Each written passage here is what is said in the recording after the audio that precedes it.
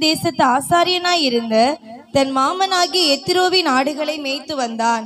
அவன் ஆடுகளை வனாந்திரத்தின் பின்புறத்திலே ஓட்டி தேவ பர்வதமாகிய ஓரேப் மட்டும் வந்தான். அங்கே கர்த்தருடைய தூதனானவர் ஒரு முட்செடியின் நடுவிலிருந்து உண்டான அக்கினி ஜுவாலையிலே நின்று அவனுக்கு தரிசனமானார். அப்பொழுது அவன் உற்று பார்த்தான். முட்செடி அக்கினியினால் ஜுவாலித்து எரிந்தும் அது வெந்து போகாமல் இருந்தது. அப்பொழுது மோசே, இந்த முட்செடி வெந்து போகாதிருக்கிறது என்ன? நான் கிட்ட போய் அந்த அற்புத காட்சியை பார்ப்பேன் என்றான். அவன் பார்க்கும்படி கிட்ட வருகிறதை கர்த்தர் கண்டார். முட்செடியின் நடுவிலிருந்து தேவன் அவனை நோக்கி, மோசே மோசே என்று கூப்பிட்டார். அவன் இதோ அடியேன் என்றான். 12 வரைக்குமா? அப்பொழுது அவர், இங்கே கிட்டி சேராயாக, உன் கால்களில் இருக்கிற பாதரட்சியை கலற்றி போடு, நீ நிற்கிற இடம் பரிசுத்த பூமி என்றார். பின்னும் அவர், நான் ஆபிரகாமின் தேவனும் ஈசாக்கின் தேவனும் யாக்கோபின் தேவனுமாகிய உன் பிதாக்களுடைய தேவனாய் இருக்கிறேன் என்றார். மோசே தேவனை நோக்கி பார்க்க பயந்ததினால் தன் முகத்தை மூடிக்கொண்டான். அப்பொழுது கர்த்தர், எகிப்தில் இருக்கிற என் ஜனத்தின் உபத்திரவத்தை நான் பார்த்து ஆலோட்டிகளின் நிமித்தம் அவர்கள் இடுகிற கூக்குரலை கேட்டேன். அவர்கள் படுகிற வேதனைகளையும் அறிந்திருக்கிறேன். அவர்களை எகிப்தியரின் கைக்கு விடுதலையாக்கவும் அவர்களை அந்த தேசத்திலிருந்து நீக்கி கானானியரும் ஏத்தியரும் எமோரியரும் பெரிசியரும் ஏவியரும் எபூசியரும் இருக்கிற இடமாகிய பாலும் தேனும் ஓடுகிற நலமும் விசாலமுமான தேசத்தில் கொண்டு போய் சேர்க்கவும் இறங்கினேன். இப்பொழுதும் இஸ்ரவேல் புத்திரரின் கூக்குரல் என் சந்நிதியில் வந்து எட்டினது. எகிப்தியர் அவர்களை ஒடுக்குகிற ஒடுக்குதலையும் கண்டேன். நீ இஸ்ரவேல் புத்திரனாகி என் ஜனத்தை எகிப்திலிருந்து அழைத்து வரும்படி உன்னை பார்வோனிடத்துக்கு அனுப்புவேன், வா என்றார். அப்பொழுது மோசே தேவனை நோக்கி, பார்வோனிடத்துக்கு போகவும் இஸ்ரவேல் புத்திரரை எகிப்திலிருந்து அழைத்து வரவும் நான் எம்மாத்திரம் என்றான். அதற்கு அவர், நான் உன்னோடு கூட இருப்பேன். நீ ஜனத்தை எகிப்திலிருந்து அழைத்து வந்த பின் நீங்கள் இந்த மலையில் தேவனுக்கு ஆராதனை செய்வீர்கள் என்றார். நான் உன்னை அனுப்பினேன் என்பதற்கு இதுவே அடையாளம் என்றார். அல்லேலூயா. ஜெபிப்போம். ஆண்டவரே, நீர் எங்களோடு பேசும். நம்முடைய வார்த்தைகளுக்காக நாங்கள் ஸ்தோத்திரம் பண்ணுவோம். எல்லாரும் ஒரு ஸ்தோத்திரம் பண்ணுவோம். ஆண்டவரே, உமக்கு ஸ்தோத்திரம் ஸ்தோத்திரம் ஸ்தோத்திரம் ஸ்தோத்திரம். நீர் பேசும், நாங்கள் கேட்கட்டும். இயேசுவின் மூலம் நல்ல பிதாவே, ஆமென். அல்லேலூயா. இங்கே இந்த மாதத்தினுடைய வாக்கு தத்தம் அப்படின்னா 12ஆம் வசனத்தில் நான் உன்னோடு இருப்பேன். அல்லேலூயா. அதற்கு அவர், நான் உன்னோடு இருப்பேன். அல்லேலூயா. ஆமாம், ஆண்டவர் இந்த மோசேயை எகிப்திலிருந்து ஜனங்களை விடுதலையாக்குவதற்காக அவர் அழைக்கும் போது அவனிடத்துல பேசுகிற இந்த சம்பவத்தை தான் நாம் இங்கே பார்க்கிறோம். Price the Lord. அவனுக்கு தேவன் வெளிப்பட்டு 11ஆவது வசனத்தில் கடைசியாக அவர் சொல்லும்போது, நீங்கள் 10 நீ இஸ்ரவேல் புத்திரராகிய என் ஜனத்தை எகிப்திலிருந்து அழைத்து வரும்படி உன்னை பார்வோனிடத்திற்கு அனுப்புவேன், வா என்றார். எல்லாத்தையும் சொல்றார். அவனுக்கு தரிசனமாகிறார். எதுக்கு தரிசனமான அப்படின்ற விவரத்தை சொல்லி, எகிப்தில் இருக்கிற என் ஜனங்களுடைய உபத்திரவத்தை பார்த்தேன், அவங்கள விடுதலையாக்கி நடத்துறதுக்கு நான் உன்னை அனுப்புவேன், வா அப்படின்றார். இப்போ 11 அப்பொழுது மோசே தேவனை நோக்கி, பார்வோன் இடத்திற்கு போகவும் இஸ்ரவேல் புத்திரரை எகிப்திலிருந்து அழைத்து வரவும் நான் எம்மாத்திரம் என்றான். அதற்கு ஆண்டவர் சொல்றார், நான் உன்னோடு இருப்பேன். அல்லேலூயா. உன்னால முடியாது. அழைச்சு வர்றது யாரு? ஸ்தோத்திரம். அல்லேலூயா. அதனால அங்க ஆண்டவர் சொல்ற காரியம், நான் உன்னோடு கூட இருப்பேன் அப்படின்றார். இப்ப நான் உன்னோடு இருந்து எல்லாவற்றையும் செய்வேன். உன்னையும் அந்த ஜனங்களை எகிப்திலிருந்து விடுதலையாக்கி கொண்டு வருவதற்கு அங்கே ஆண்டவர் கீழே சொல்லுகிற ஒரு காரியம், நான் உன்னோடு கூட இருப்பேன் அப்படின்ற வார்த்தையில கடைசியில் 2வது 14வது வசனத்தில் மோசே அவரிடத்துல கேட்பான், ஜனங்கள் போனா உன் நாமம், நீ அனுப்பின தேவனுடைய நாமம் என்னவென்று கேட்டால் நான் என்ன சொல்லுவேன்? புரியுதா உங்களுக்கு? நாமம் என்னவென்று கேட்டால் நான் என்ன சொல்லுவேன்னு கேட்கும்போது ஆண்டவர் சொல்லுவார் கீழே, அதற்கு தேவன் இருக்கிறவராகவே இருக்கிறேன் என்று இருக்கிறேன் என்பவர் உன்னை மோசேயுடனே சொல்லி அனுப்பினவர். அல்லேலூயா சொல்லுங்க பாப்போம். இருக்கிறவராகவே இருக்கிறேன் என்று மோசேயினுடைய சொல்லி இருக்கிறேன் என்பவர் என்னை உங்களிடத்தில் அனுப்பினார் என்று போய் சொல்லு அப்படின்றார். இருக்கிறேன், அல்லேலூயா சொல்லுங்க. உன்னோடு இருக்கிறேன், எப்பொழுதும் இருக்கிறவர், எப்பொழுதும் வாழ்கிறவர், ஜீவிக்கிறவர். Price the lord. அல்லேலூயா. அதான் சொல்றார் இருக்கிறேன். அந்த அங்கதான் முதல்ல தேவன் அந்த வார்த்தையை உச்சரிக்கிறார். Price the Lord. இருக்கிறேன் அப்படின்னா எபிரேய மொழியில அதனுடைய சரியான அர்த்தம் யாவே அப்படின்ற வார்த்தையை குறிக்கும்னு சொல்லுவாங்க. Price the Lord. அங்கதான் முதல் தேவன் தன்னை யாவே அப்படின்னா இருக்கிறேன், எப்பொழுதும் அவருடைய பிரசன்னம், எப்பொழுதும் அவருடைய சமூகம், எப்பொழுதும் என்னுடைய வழி நடத்துதல் உங்களோடு கூட இருக்கும். அதாவது இருக்கிறவர், எப்பொழுதுமே இருக்கிறவர், நான் உங்கள் நடுவில் இருப்பேன். அதான் அங்கே மோசே சொல்றார், நான் உன்னோடு இருப்பேன். எந்த இடத்திலும் எந்த சூழ்நிலையிலும் என்னுடைய பிரசன்னத்தினாலே நான் உன்னோடு கூட இருந்து இந்த ஜனங்களை விடுதலையாக்குவதற்கு நான் உன்னோடு கூட இருப்பேன் அப்படின்றார். அதான் தேவன் நம்மை அழைத்தவர், நம்மை தெரிந்து கொண்டவர், நம்மை வழி நடத்துகிறவர். நல்லா தெரிந்து கொள்ளணும், நம்மோடு கூட இருக்கிறார். Praise the lord. அல்லேலூயா. நம்மோடு கூட எப்பொழுது என்ன செய்கிறார்? என்றென்றைக்கும் எப்பொழுதும் நம்மோடு கூட தேவன் என்ன செய்கிறார்? இருக்கிறார். இம்மானுவேல், நம்மோடு தேவன் இருக்கிறார். அதான் இருக்கிறேன் அப்படின்றார். நானே அப்படின்னு சொல்ற இடத்துல எல்லாம் யாவே அப்படின்ற வார்த்தையை எபிரேய பதத்தில் இருக்கிறதா சொல்லுவாங்க. Price the Lord. நான் அப்படின்ற இடத்துல எல்லாம் இயேசு கிறிஸ்து எங்கெல்லாம் நான் அப்படின்னு சொல்றாரோ, நானே வழியும் சத்தியம் ஜீவனுமா இருக்கிறேன் அப்படின்ற இடத்துல யாவே இருக்கிறேன், யாவேன்னு தான் இருக்கும் அந்த இடத்துல. இருக்கிறேன் அப்படின்ற வார்த்தை. Praise the lord. அல்லேலூயா. இப்போ யெகோவா அப்படின்ற பின்னாடி உங்களுக்கு அது பின்னாடி வரும்போது சொல்றேன், பின்பகுதியில் சொல்றேன். யெகோவா அப்படின்ற வார்த்தைக்கும் யாவே இருக்கிறேன். Price the Lord. அதாவது தேவன் நம்மோடு கூட இருந்து, மோசேயோடு கூட இருந்து, ஜனங்களோடு கூட இருந்து, அவர் இந்த ஜனங்களை குறித்து வைத்திருக்கிற நோக்கம், தெரிந்து கொள்ளப்பட்டவர்களை குறித்து வைத்திருக்கிற அந்த நோக்கம், அந்த திட்டத்துக்குள்ள அவர்களை வழிநடத்துவதற்கு, கூடவே இருந்து வழிநடத்துவதற்கு, எல்லா தீமைக்கும் நீங்களாக்கி வழிநடத்துவதற்கு குறித்த அந்த நோக்கத்துக்குள், திட்டத்திற்குள் வழிநடத்தப்படுவதற்கு. அப்போ ஒரு தேவனுடைய பிள்ளைகளும் நம்ம தெரிந்து கொள்ளணும், தேவன் நம்மை முன்குறித்ததற்கும் நம்மை தெரிந்து கொண்டதற்கும் ஒரு முகாந்திரம் உண்டு, ஒரு நோக்கம் உண்டு என்பதை நாம் அறிந்து கொள்ளணும். ஒருத்தரையும் கர்த்தர் ஒரு நோக்கத்தோடு, ஒரு முகாந்திரத்தோடு என்ன செய்கிறார்? வழி நடத்துகிறார் எல்லாரையும். அப்போ மோசேட்ட சொல்லும்போது, அவனுக்கு முதல்ல சொல்லும்போது சொல்லுகிறார், இந்த மலையிலே நீங்கள் வந்து எகிப்தில் இருக்கிற ஜனங்களை விடுதலையாக்கி இந்த மலையிலே வந்து நீங்கள் எனக்கு ஆராதனை செய்வீர்கள். இதுவே என்னமா இருக்கும்? அடையாளமா, உனக்கு இது அடையாளமா இருக்கின்றார். மோசேக்கு ஒரு அடையாளத்தை கொடுக்கிறார். அழைக்கிறவர் நல்லா தெரிந்து கொள்ளுங்க, ஒவ்வொரு காரியங்களையும் எப்படி நம்மை வழி நடத்துகிறார். அழைக்கிற தேவன் முதல்ல நம்மோடு கூட இருக்கிறார்.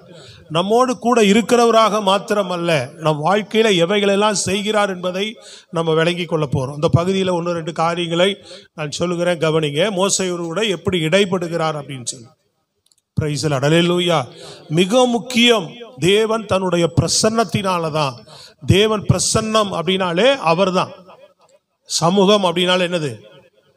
யாரு? தேவன். அவர் சமூகம் அப்படின்னால என்னது? அவர் இருக்கிறார் அங்க. அவர் பிரசன்னம் அப்படின்னா என்னது? தேவன் அங்கே இருக்கிறார். சொல்றது புரியுதுங்களா உங்களுக்கு? இருக்கிறேன், இருக்கிறார், சகல நாட்களிலும் உங்களோடு கூட இருப்பேன். அதுதான் மோசேட்ட சொல்றாரு, நான் உன்னோடு கூட இருப்பேன். இஸ்ரவேல் ஜனங்க கேட்டாங்கன்னா அவங்களுக்கு பதில் சொல்லி இருக்கிறேன் என்கிறவர் யாவே. அல்லேலூயா சொல்லுங்க. உங்களோடு கூட, பிரைஸ் தி லார்ட், அல்லேலூயா, எப்பொழுதும் இருக்கிறேன் என்கிறவர் என்னை உங்களிடத்தில் அனுப்பினார் அப்படின்னு. பிரைஸ் தி லார்ட், அல்லேலூயா. அப்ப இங்க மோசேட்ட சொல்றாரு, அடையாளம், உனக்கு இது அடையாளமாக இருக்கு. எது அடையாளமா இருக்கும்? இவன் அழைச்சிட்டே வரல, ஆனா என்ன சொல்றாரு? நீ போவ, விடுதலையாக்குவ, அந்த ஜனங்களை இந்த இடத்துல கொண்டு வந்து இதே மலையில இந்த இடத்துல நீங்க எனக்கு ஆராதனை செய்வீர்கள். இது உங்களுக்கு என்னமா இருக்கும்? அடையாளமாக இருக்கும் அப்படின்றார். அடையாளம் என்பது நம்மளை கேட்போம் இல்லையா, நம்மக்கிட்ட ஏதாவது ஒரு நீங்கள் ஸ்கூலில் சேர்க்கும்போது அல்லது முக்கியமான ஒரு இடம் வாங்கும்போதோ அரசாங்க சம்பந்தப்பட்ட எந்த விஷயமானாலும் நம்ம ஒரு பொருளை வாங்குவதோ கொடுப்பதோ இருந்தாலும் நம்மகிட்ட என்னத்தை பார்ப்பாங்க? ஃபஸ்ட்டு நம்மகிட்ட மச்சம் எங்கே இருக்குது, தழும்புகள் இருக்குது, அடையாளம் நம்மகிட்ட பார்ப்பாங்க. ரெண்டாவது நம்முடைய கைரேகை வாங்கி கொள்ளுவாங்க. மூன்றாவது நம்முடைய கையெழுத்தை வாங்கி கொள்வார்கள். அதான் அடையாளம். உங்களுக்கு புரியுதா? உங்களுக்கு அதை என்ன செய்ய முடியாதுன்னா மாற்ற முடியாது. சொல்றது விளங்குதா உங்களுக்கு?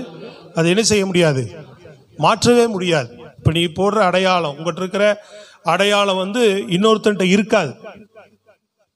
உங்கள்கிட்ட இருக்கிற அடையாளம் வேற ஒரு நபர்கிட்ட என்ன செய்யாது. நீங்கள் ஸ்கூல் சர்டிஃபிகேட்டில் கொடுத்துருக்கும் போது அடையாளம் கேட்டு வாங்கினாங்களா?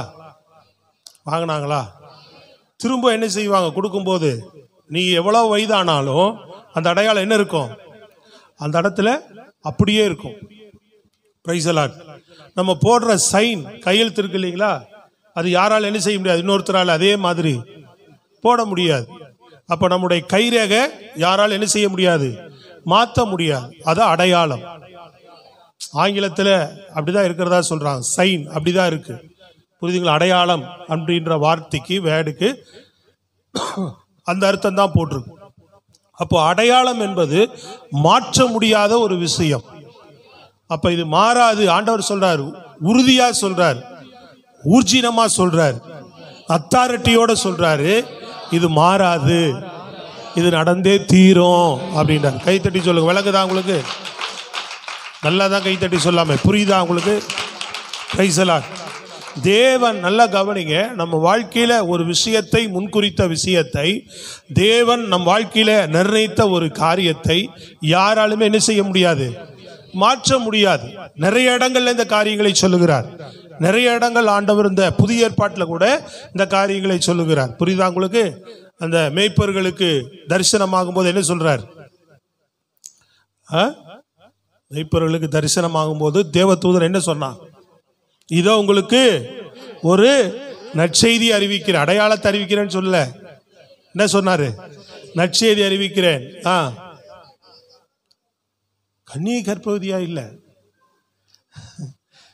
மேய்ப்பர்களுக்கு தேவதூதன் வெளிப்பட்டு பேசும்போது என்ன சொல்லுவான்? எல்லா ஜனத்துக்கும் வசனத்தை பார்க்காம சொல்லக்கூடாது. அதெல்லாம் படிக்கலாம். எல்லா ஜனத்திற்கும் மிகுந்த சந்தோஷத்தை உண்டாக்கும் நற்செய்தியை உங்களுக்கு அறிவிக்கிறேன். இன்று கர்த்தராகிய கிறிஸ்து என்னும் இரட்சகர் உங்களுக்கு தாவீதின் ஊரிலே பிறந்திருக்கிறார். பிள்ளையை துணியிலே சுற்றி முன்னணியில் கிடத்திருக்க காண்பீர்கள். இதுவே உங்களுக்கு அடையாளம் என்றார். சோத்திரம். கையை வைத்து சத்தமா சொல்லுங்க. அது தீர்க்க தரிசனம். ஏசாயால இருக்கும், இதோ ஒரு கன்னிகை கர்ப்பவதியாகி ஒரு குமாரனை பெறுவாள், அது உங்களுக்கு அடையாளமா இருக்கும் அப்படின்னு இஸ்ரவேலருக்கு அது மாறாது அப்படின்றார். நடக்கும். சத்தமா சொல்லுங்க பார்ப்போம். அது தீர்க்க தரிசன புஸ்தகத்தில் ஏசாயால சொல்லப்படும். புதிய ஏற்பாட்டில் அவர்களுக்கு ஒரு அடையாளத்தை என்ன காட்டுறாருன்னா, பிள்ளை என்ன செய்யப்படும்?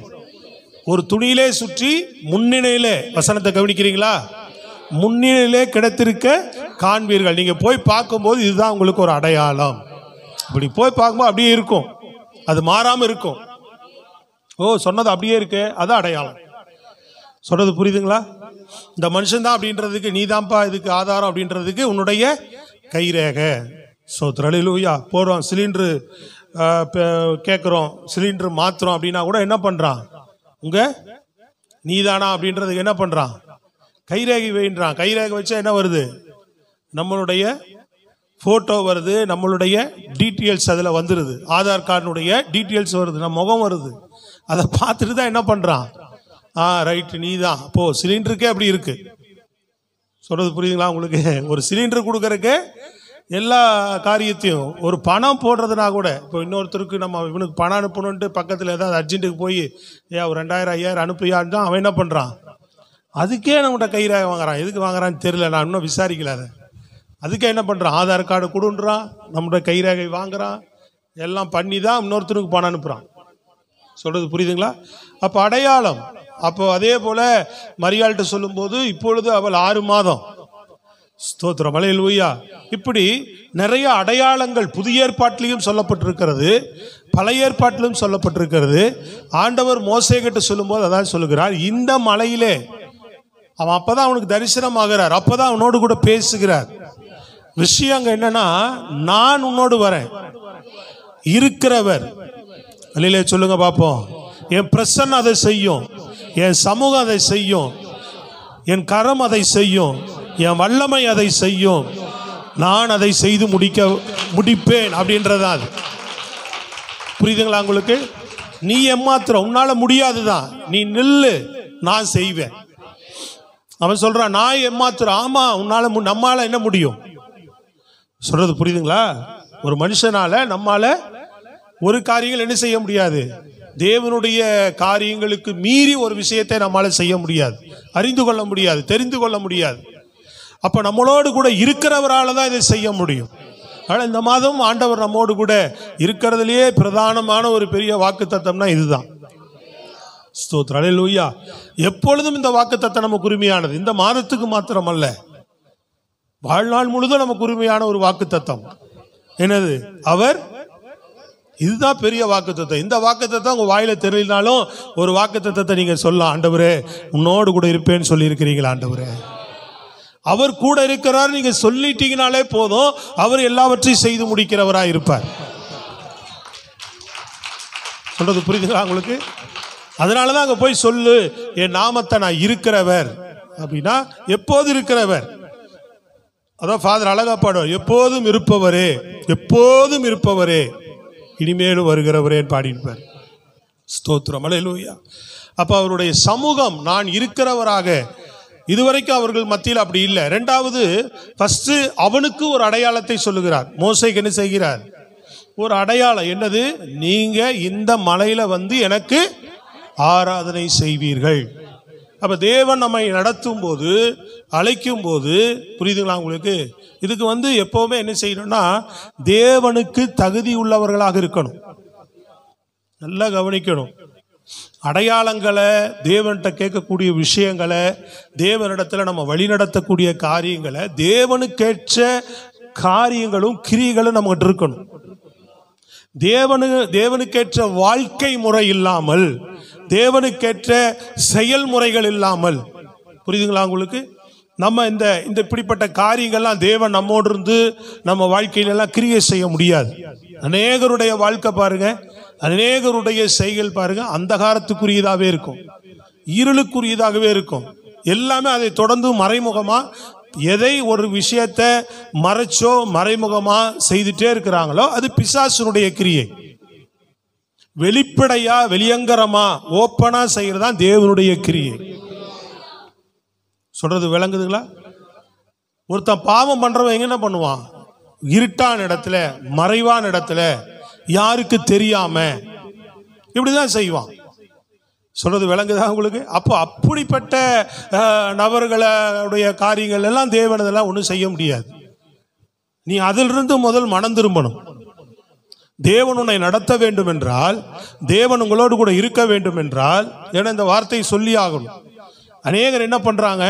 தங்களுடைய வாழ்க்கை இன்னும் அந்தரங்கத்திலே வச்சுட்டு இருக்கிறாங்க, இருளுக்குள்ளேயே வச்சுக்கிட்டு இருக்கிறாங்க. பிசாசுக்கு இடம் கொடுத்துட்டு ஏசப்பாவை இயேசுவே இயேசுவேன்னு கூப்பிட்டு இருக்கிறாங்க. இது பிசாசினுடைய ஒரு தந்திரம். நீங்க வாழ்க்கையில, தேவன் உங்க வாழ்க்கையில கிரியை செய்ய முடியாது. அப்படிப்பட்டவருடைய வாழ்க்கையில இருளுக்குரிய விஷயத்திற்கு இடம் கொடுத்து கொண்டு தேவனை தேடுவது அது கூடாத காரியம். ஒன்று அனலாயிரு, இன்னாட்டி குளிராயிருன்னு சொன்னார். புரியுதுங்களா? ஒன்னா பாகால தேடு, இன்னாடி கத்தரை தேடு. கத்த தெய்வம்னா கத்தரிட்டவா, அவரை முழுசா நம்பு. எல்லாத்துலயும் வாழ்வோ சாவோ அவர் தான். எல்லாத்தையும் ஓப்பன் டேக்கா வெயி, முன்னாடி ஓப்பனா முன்னாடி வெயி. ஆமா, அதுதான் கர்த்தர் செய்வார். சொல்றது விளங்குதுங்களா? சில பேருடைய வாழ்க்கையில் அது என்றைக்குமே ஆபத்து. நீங்க தேவன் உங்களை வழி நடத்துவதற்கும், தேவன் உங்களை நித்தியத்தில் கொண்டு போய் சேர்ப்பதற்கும் அது பேராபத்தா முடிஞ்சிடும். அதனால இருளுக்குரிய காரியங்களுக்கு இடம் கொடுக்கவே கூடாது. அதை நீங்கள் அறிந்து கடிந்து கொள்ள வேண்டும். இருளுக்குரிய விஷயங்கள் என்ன பண்ணணும்? கடிந்து கொள்ளுங்கள் சொல்லப்பட்டிருக்கிறது. சொல்றது விளங்குதா உங்களுக்கு? அதுக்கு ஒரு நாள் நீங்க இடம் கொடுக்க கூடாது. அப்ப யாருக்கு இடம் கொடுக்கணும்? உங்களோடு கூட இருக்கிறவருக்கு. அவர் நோடு கூட இருப்பேன் நமக்கு வாக்கு கொடுத்திருக்கிறார். அப்ப அவருக்கு நாம் இடம் கொடுத்தாதானே அவர் பிரசன்னமாவார் நம்ம மத்தியில. உன் வாழ்க்கையில கிரியை செய்ய முடியும். சொல்லுங்க அல்லேலூயா. நம்ம புத்தி அந்தகாரம், புரியுதுங்களா? நம்ம புத்தி அந்தகாரத்துக்கு இடம் கொடுக்குது. நம்ம எண்ணங்கள் தேவையற்ற இருளுக்கு இடம் கொடுக்குது. அதுக்கு இடம் கொடுத்து என்ன பண்றோம்? இல்ல இது இப்படி செஞ்சாதான் செட் ஆகும். அப்போ உன் அறிவு அது சொல்லுது, நம்ம புத்தி அதை சொல்லுது, இது இப்படி செஞ்சாதான் சரியா வரும், அது அப்படி பண்ணாதான் சரியா வரும். ஐயோ இதெல்லாம் இவங்கள்ட்ட சொன்னா சரியா வராது, ஐயோ இது இப்படி செஞ்சா சரியா வராதுன்ட்டு நம்ம புத்திக்கு யோசிக்கிறோம். இல்ல, அப்படி நம்ம யோசிக்க கூடாது. வசனத்தின்படி யோசிக்கணும். தேவன் என்ன நினைக்கிறாரோ அதன்படி நீ யோசித்து அதன்படி நீ செயல்படுகிற நபராக இருக்க வேண்டும். அதன்படி நீ வாழ்கிற நபராக இருக்க வேண்டும். சொல்றது விளங்குதாங்க? இது எப்படி விட முடியும், அதை எப்படி செய்ய முடியும், இது எப்படி பண்ண முடியும், அப்படிலாம் யோசிக்க கூடாது. வசனம் என்ன சொல்லுது, வார்த்தை என்ன சொல்லுது, அதுக்கு தான் நம்ம வாழ்க்கையை அர்ப்பணிக்கணும். அப்பதான் கர்த்தர் நம்மோடு இருந்து நடத்த முடியும். கரங்களை வைத்து நல்ல சத்தமா சொல்லுங்க அல்லேலூயா. நல்ல முழு பலத்தோடு வசனத்தை சரியான நிலத்துல விழும். நம்ம இருதயம் நல்ல நிலமா இருந்தால் அது விழும், அது பலன் தரும். நல்ல நிலமா வச்சுக்கணும். ஸ்தோத்திரம் அல்லேலூயா. பண்படுத்தியே வச்சுக்கணும் இருதயத்தை. அப்போ மோசேக்கு ஒரு அடையாளத்தை, அழைக்கிற தேவன் அவனுக்கு ஒரு அடையாளத்தை நடக்காததற்கு முன்பே, அந்த விஷயங்கள் முடியாததற்கு முன்பே அவனுக்குள்ள என்ன செய்கிறார்? ஒரு விஷயம் கொடுக்கிறார் பாருங்க. இது நடக்கும், நீ இங்க வருவ, இந்த இடத்துல விடுதலையாக்கி கொண்டு வருவேன், நான் உன்னோடு வருவேன். முடியாதுன்றான். என்னால முடியாதுங்க போது, எப்பா நான் உன்னோடு வருவேன், நீ அந்த ஜனங்களை விடுதலையாக்குவே, இந்த மலையில வந்து நீ எனக்கு ஆராதனை செய்வே, இது உனக்கு அடையாளமாக இருக்கும். புரியுதுங்களா உங்களுக்கு? அப்ப தேவன் நம்மை நடத்துவதற்கு, நம்மை முன்னமே நம்ம வாழ்க்கையில ஒரு விஷயங்களை செய்வதற்கு தேவன் நமக்கு சில விஷயங்களை, இந்த காரியங்களை செய்து முடிப்பேன், இந்த காரியங்களை நடக்கும் என்பதை சில விஷயங்களை முன்னமே என்ன செய்வார்? உறுதிப்படுத்தி பேசுவார். நாம் விசுவாசிக்கும்படியான சில காரியங்களை நம்மோடு கூட இடைப்படுவார். அப்ப மோசே முதல்ல நம்பும்படியாக இந்த காரியத்தை பேசுகிறார். இரண்டாவது, ஜனங்கள் நம்பும்படியாக 2 அடையாளத்தை அவரிடத்துல காமிச்சார் இல்லைங்களா? 4ஆம் அதிகாரத்துல நம்ம பார்க்கும்போது வாசிங்க, 1லிருந்து வாசிங்க பார்ப்போம். அப்பொழுது மோசே 5 வாசிங்க. ஆபிரகாமின் தேவனும் ஈசாக்கின் தேவனும் யாக்கோபின் தேவனுமாய் இருக்கிற தங்கள் பிதாக்களுடைய தேவனாகிய கர்த்தர் உனக்கு தரிசனமானதை அவர்கள் நம்புவதற்கு இதுவே அடையாளம். எதுவே அடையாளம்? அந்த கோல், கையில் இருக்கிற கோலை என்ன செய்ய? தரையில போடு. அல்லேலூயா. அதை திரும்ப பிடிக்கும் போது, அது போடும்போது பாம்பா மாறுது, பிடிக்கும் போது திரும்பவும் கோலா மாறுது. இதை போய் ஜனங்கள் இடத்துல நான் உன்னை அனுப்பினதற்கு அடையாளமா என்ன செய்யும்? உன்னை நம்புவதற்கு. அவன் என்னை நம்ப மாட்டார்கள். முதல் வசனத்துல படிங்க. அப்பொழுது மோசே, அவர்கள் என்னை நம்பார்கள், அவர்கள் என்னை நம்ப மாட்டாங்க, என் வாக்குக்கு அவர்கள் என்ன செய்ய மாட்டாங்க? செவி கொடுக்க மாட்டாங்க. நீங்க தரிசனமானேன்றதையும் கர்த்தர் உனக்கு தரிசனம் ஆகவில்லை என்று சொல்லுவார்கள் என்றான். என்னை வந்து நம்ப மாட்டாங்க, எனக்கு என் வாக்குக்கு செவி கொடுக்க மாட்டாங்க, கர்த்தர்லாம் உனக்கு தரிசனம் ஆகல போயான்ட்டுருவாங்க. அப்போ உன்னை நம்புறதுக்கு, உன் வாக்குக்கு செவி கொடுக்கறதுக்கு, நான் தரிசனம் ஆனேன்றதுக்கு அந்த ஜனங்கள் நம்பும்படியான ஒரு அடையாளத்தை நான் உனக்கு காட்டுறேன். சொல்றது விளங்குதுங்களா? அதுக்கு இதை போய் காட்டு, இந்த விஷயத்தை செய்ய அப்படின்றார். அப்போ அவன் போய் அந்த ஜனங்கள்கிட்ட 2வது ஒரு காரியத்தை சொல்லுகிறார். முந்தின அடையாளத்தை நம்பலைன்னா 2வது ஒரு அடையாளத்தை நம்புவாங்க. உன் கை என்ன பண்ணு? உரையில போடுன்றார். எடுக்கும்போது வெண்குஷ்டமா இருக்கு, திரும்ப உரையில போட்டு எடுக்கும்போது அது சரியாது. அப்ப நம்பாத 2வது ஒரு அடையாளத்தை, ஜனங்கள் நம்புவதற்கான ஒரு அடையாளத்தையும் அவர் காண்பித்து அனுப்புகிறார். ஸ்தோத்திரம் அல்லேலூயா. நல்லா கவனிங்க. அன்றைக்கு மோசே கிட்ட இருந்த கோலை கொண்டும் அவனுடைய கரத்தை கொண்டும் சில அடையாளங்களை மற்றவர்கள் நம்புவதற்கு, அந்த ஜனங்கள் யாரிடத்தில் அனுப்புகிறாரோ அவர்கள் நம்புவதற்கு ஒரு அடையாளத்தை காண்பித்து அனுப்புகிறார். இது அடையாளமா இருக்கும் போ அப்படின்றார். முதல்ல நீ நம்புவதற்கு என்னவா இருக்குது? நீ நம்புவதற்கு அடையாளம் என்ன?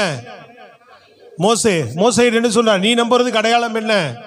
நீ ஜனங்களை விடுதலையாக்கி இந்த மலையில வந்து எனக்கு ஆராதனை செய்வ, இது உனக்கு அடையாளமா இருக்கும். நான் தான் உன்னை அனுப்புகிறேன், நான் தான் உன்னோடு இருக்கிறேன், நான் தான் உன்னை வழி நடத்துகிறேன், நான் தான் வாழ்க்கையில் எல்லாம் செய்கிறேன்றதுக்கு தேவன் தான் நம்மளை எல்லாத்துலேயும் நடத்துகிறார். அப்போ கிதியோன் கேட்குறான் இல்லையா, ஆண்டவரே நீங்கள் தான் என்ன நடத்துகிறீங்களா, நீங்கள் தான் என்னோடு பேசுகிறீங்களா அப்படின்றதுக்கு நான் ஒரு தோலை வைக்கிறேன், என்ன பண்ணுங்க, அதில் எல்லா இடத்துலையும் பனி பெய்யட்டும், இது மேலே மாத்திரம் பனி பெய்யாது இருக்கட்டும் அப்படின்னு கேட்குறான். கவனிக்கிறீங்களா? வசனத்தை கவனிக்கிறீங்களா? நல்லா சத்தமாக ஒரு அலையிலே சொல்லுங்க பார்ப்போம். ரெண்டாவது ஒரு காரியத்தை சொல்லுகிறான், இதில் மாத்திரம் பனி பெய்யணும், மற்ற எல்லா இடத்துலையும் பனி பெய்யாமல் இருக்கணும் அப்படின்னு தயவா ஆண்டவர்கிட்ட கேட்டுக்கிறான். சோத்திரம் நடத்துதுல தெரிந்து கொள்ளுகிறான். சொல்றது விளங்குதாங்க? சொல்றது புரியுதா? பிரைஸ் தி லார்ட், அல்லேலூயா. அப்போ நடத்துதுல தேவனிடத்தில் என்ன செய்கிறான், ஆண்டவரே நீங்க தான் நடத்துறேன்றதுக்கு சில அடையாளங்களை காட்டுங்க ஆண்டவரே, சில காரியங்களை எனக்கு காட்டுங்க ஆண்டவரேன்னு ஆண்டவர் காட்டுவார்.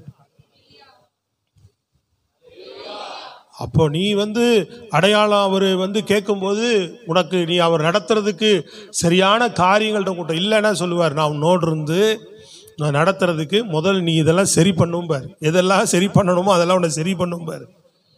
அப்போ நம்மால் அதெல்லாம் சரி பண்ண மாட்டான். என்னை நடத்தினா போதும். ஹலோ சொல்லுங்களேங்க. வேலைக்கு போகக்கூடாது, வீட்லேயே இருக்கணும். ஆனால் மாசமானா பணம் மட்டும் கொட்டிடணும்னா என்ன நடக்காது சொல்லுங்க? ஒன்றும் நடக்காது. அரிசி எடுத்து உலையில போடாம என்ன செஞ்சு தரணும்? இன்னைக்கெல்லாம் அப்படிதானே, ஃபாஸ்ட் ஃபுட்டு காலம், ரொம்ப வேகமாக இருக்கிறான் நம்மால். அது அரிசி என்ன செய்யக்கூடாது, உலையில வைக்காம அது வேகிறதுக்கு ஏதாவது வழி இருக்கா? வேலை செய்யாம எதையும் ரொம்ப ஹார்ட் ஒர்க் பண்ணாம வருமானத்துக்கு வழி இருக்கா அப்படின்னா அதுக்கெல்லாம் வழி கிடையாது அப்படின்னு தெரிஞ்சதுக்கு அப்புறம் தான் நம்ம என்ன செய்கிறோம்? சொல்றது விளங்குதாங்க? நம்ம போகிறோம். அப்ப ஆண்டவர் நம்ம வாழ்க்கை, அவர் நம்மோடு இருக்கிறதுக்கு நம்மகிட்ட எதிர்பார்க்கிற காரியங்களை நாம் சரிபடுத்தி கொள்ள வேண்டும். தேவன் பரிசுத்தர் நம்மோடு இருக்கிறனா சும்மா இல்லை, இருக்கிறேன்னு சொல்லி இருக்கிறார், அது கேட்டது இருக்கணும். உள்ள பிசாசின் காரியத்தை உள்ள வச்சுக்கிட்டோம், இயேசு என்னோட இருக்கிறார்னா வாயிலே அடிப்பார். இல்லையா? சொல்லுங்க பார்ப்போம். சொல்றது புரியுதா உங்களுக்கு? ஆமா, உள்ள இதை ஒன்றை வச்சுக்கிட்டு உள்ள எல்லாத்தையும் வச்சுக்கிட்டே உட்காந்துக்கிட்டு இயேசு என்னோடு இருக்கிறார் அப்படின்னா அது எப்படி இருப்பார்? சொல்றது புரியுதுங்களா உங்களுக்கு? நல்லா கவனிச்சு கேட்குறீங்களா? இதெல்லாம் தெரிந்து கொள்ளணும். சும்மா ஆண்டவர் சொல்றாருல, எரேமியா சொல்றாருல, போலியான வார்த்தைகளை சொல்லுறத நீங்க நம்பாதிருங்கள். இவ்விடத்தில் நான் இருக்கிறேன் என்று சொல்லுகிறத நீங்க நம்பாதிருங்க. பொய்யான தீர்க்கதரிசி சொல்றது என்ன பண்ணாத, நம்பாதிருங்க.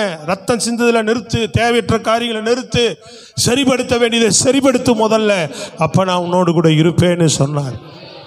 அவர் இருக்கிறது மைதான், அவர் இருக்கிறது உண்மைதான். எல்லாம் செஞ்சுக்கோ, கூட இருப்பார்ன்றது சரி கிடையாது. அதை எப்பவுமே கவனித்துக் கொள்ளுங்க, அதை எப்பவுமே சிந்தையில வைத்துக் கொள்ளுங்க. ஆமேன் வரணும். சாதாரண தேவனை நீங்களும் நானும் ஆராதிக்கல, மகத்துவம் உள்ளவர், அல்லேலூயா, வல்லமை மிக்கவர், அதே வேளையில அளவில்லா அன்பு உள்ளவர், அளவில்லா அன்பு கொண்டவர், அளவில்லா வல்லமை கொண்டவர், பெரிய மகா உயர்ந்தவர், பெரியவர், ஆனால் அளவில்லாத அன்பும் கொண்டவர், கரிசனை உள்ளம் கொண்டவர்.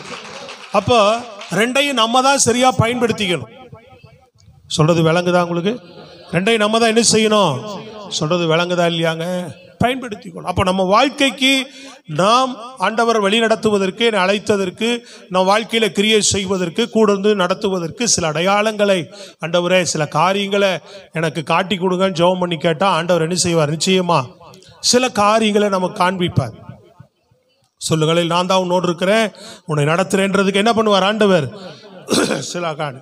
அதே வேளையில இரண்டாவது, உன்னை சுற்றி இருக்கிறவர்கள், தேவன் தான் உன்னை நடத்துகிறார், தேவன் தான் உன்னோடு கூட இருக்கிறார் என்பதை அறிந்து கொள்ளும்படியான சில காரியங்களை கர்த்தர் கிரியை செய்வார். புரியுதா உங்களுக்கு? உறவுகள், சுற்றி இருக்கிறவர்கள், நண்பர்கள், சொல்றது விளங்குதாங்க? நீ நம்ம ஆராதிக்கிற தேவனை, நம்ம சத்தியத்தை சொல்லுகிற தேவனை, எத்தனையோ உறவுகள் உங்க குடும்பத்தில் ரட்சிக்கப்படாம இருக்கு, எத்தனையோ பெற்றோர் ரட்சிக்கப்படலை, சுற்றி இருக்கிற நண்பர்கள் ரட்சிக்கப்படலை. சொல்றது புரியுதுங்களா? சாத்ராக் மேஷாக் அந்த 3 புருஷர்களும் அவ்வளோ வைராக்கியமாக நிற்கிறாங்க. ஆண்டவர் அப்போ ஆண்டவர் அவங்களோடு கூட இருக்கிறேன் என்பதை யாருக்கு வெளிப்படுத்துறாரு? யாருக்கு வெளிப்படுத்தினாரு? ராஜாவுக்கு தலைமையானவனுக்கு நேபுகாத்நேச்சருக்கு தான் காண்பித்தார். யாரும் பார்க்கல, அவன் தான் சொல்றான், யார் கண்ணுக்கும் தெரியல. ஹலோ, விளங்குதாங்க? யாருடைய கண்களுக்கும் தெரியல, ஒரே ஒருத்தனுடைய கண்ணுக்கு மட்டும் தான் காமிச்சாரு. இவன் தானே போராடுறாங்க அவங்கள்ட்ட, அதனால அவனுடைய கண்ணுக்கு தான் காட்டுறாரு. 3 பேர் தானே போட்டோன்னு கூப்பிட்டு கேட்குறான். ஆமா ராஜா 3 பேர் தான். அப்போ இவனே சொல்லிக்கிறான், ஆமா ராஜா 3 தான் போட்டோம், இப்போ 4 மாதிரி தெரியுதுன்னு சொல்ல வேலைக்காரன். 3 தானே போட்டோம். ஆமா ராஜா 3 பேர் தான் போட்டோம், இப்போ 4வது ஒரு ஆள் உலாவுற மாதிரி தெரியுது. 4வது உலாவுற ஆள் தேவ சாயலை போல தெரியுது, மகிமையா இருக்கு, இதை பார்க்கறதுக்கே பயங்கரமா இருக்கு. ஸ்தோத்திரம், அல்லேலூயா. அப்போ பாருங்க, ஆண்டவர் யார் உன்னை விரோதிக்கிறாங்களோ, யார் உன்னை அற்பமா நீ கர்த்தரை பின்பற்றதுனால, விக்கிரகத்தை விட்டு தேவனுக்கு பிரியமில்லாத விட்டு வைராக்கியமாக நிற்கிறதுனால உன்னை ஒரு மாதிரி பேசுகிறாங்களோ, ஒரு வித்தியாசமாக பார்க்குறாங்களோ, அவர்களிடத்தில் நீ கர்த்தர் உன்னோடு இருக்கிற என்பதை அவர் நிரூபிப்பார். அவர் நண்பர்கள்ட்ட சொல்லுவோம், ஆண்டவரை பற்றி சொல்லுவோம், அட போயா நீ என்ன பண்ணுவேன், எதோ சொல்கிறான், இன்னைக்கு தாய் வீட்டை விட்டுட்டு போயிட்டேன்றான், இதை விட்டுட்டு போயிட்டேன்றான். சொல்றது புரியுதுங்களா உங்களுக்கு? நம்ம குளத்தை விட்டு போயிட்டு அது ஏதோ சொல்லி உங்களை நிந்திக்கலாம், உங்களை அவமானமா பேசலாம். ஆனா நீங்க சத்தியத்தை சொல்லி நில்லுங்க, அதே நபர்கிட்ட ஆண்டவர் நீங்க கூட இருக்கிறேன் என்பதை அவர் நிரூபிப்பார். அல்லேலூயா. நான் தான், அவர் தான் உன்னை அனுப்புகிறார், அவர் உன்னை நடத்துகிறார், அவர் கூட இருக்கிறார் என்பதை என்ன செய்வார் அவர்? ஆமா, அவர் நிரூபிப்பார். அவர் நிச்சயமாக எத்தனை தேவ மனிதர்களுக்கு அதை நிரூபித்திருக்கிறார். ஸ்தோத்திரம், அழிலே சொல்லுங்க. சவுல் கண்டு கொண்டான் இல்லையா, தேவன் என்ன யாரோடு? தாவீதோடு கூட இருக்கிறார் என்று சவுல் கண்டு கொண்டான்னு வசனம் இருக்கு. தாவீதோடு கூட தேவன் இருக்கிறார்னு யார் கண்டு கொண்டா? எதிரி கண்டு கொண்டான். எதிராளி கண்டு கொள்ளுவார்கள். அது மாத்திரமல்ல, உன்னை சுற்றி இருக்கிறவர்கள் கண்டு கொள்ளுவார்கள். நிச்சயமாக கர்த்தர் கூட இருக்கிறார். அதுக்குரிய தகுதியான வாழ்க்கையை, அதான் முக்கியம், தகுதியான வாழ்க்கையை காத்துக்கொள்ளும். ஸ்தோத்திரம், அல்லேலூயா. சொல்லுங்களேன் சத்தமா. எல்லாரிடத்திலும் பார்க்குறார். யோசேப்பு வேலைக்கு வரான், அவன் சாதாரண ஏதோ வேலைக்கு அடிமையாக வேலைக்கு வாங்கிட்டு வந்தவன் பார்த்துட்டு அவனை வேலைக்கு வச்சிருந்தவன் பார்க்குறான்.